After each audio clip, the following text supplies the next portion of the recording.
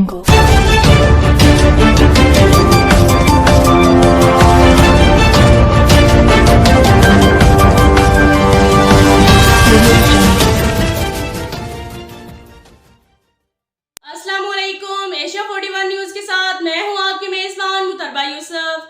खबर शामिल करते हैं लोधरा से। हमारे ब्यूरो चीफ शाहिद नुनारी के मुताबिक लोधरा में डीपीओ अब्दुल रऊफ बाबर की हदायत पर थाना जला आरई के एसएचओ सरफराज अहमद ने आए रोज दिन दिहाड़े बढ़ती हुई वारदातों के हवाले से पुल बेहिश्ती नहर पर सिक्योरिटी गार्ड्स रखने की अहम मीटिंग का इनेकाद किया।